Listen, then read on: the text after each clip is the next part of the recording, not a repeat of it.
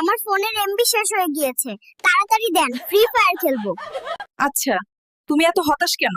চোরের জন্য বাড়িতে সিসিটিভি ক্যামেরা লাগিয়েছিলাম, সিসিটিভি ক্যামেরাটাই চুরি হয়ে গিয়েছে। আচ্ছা বাবু, আমাদের মাতৃভাষা আছে কিন্তু পিতৃভাষা নাই কেন? আসলে আমাদের মা এত কথা বলে যে বাবা কথা বলার সুযোগই পায় না। ডাক্তার বাবু আমাকে ফেরত পাঠাও। কেন, তোমার কি হয়েছে? আমার বাবা মা দুজনেই টিকটকার।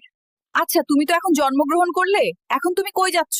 আরে সাংবাদিক, কথা বলিস না, এখন গার্লস স্কুল ছুটি দিছে, ওইখানে যাচ্ছি। বাবু, মাতৃগর্ভ থেকে বের হয়ে তোমার কেমন লাগছে?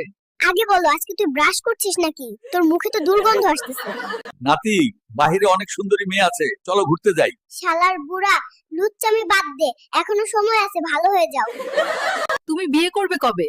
আপনি রাজি থাকলে এখনই করতে পারি, কিন্তু আমি তো ছোট, আপনাকে কামাই করে আমাকে খাওয়াতে হবে। আচ্ছা বাবু, তুমি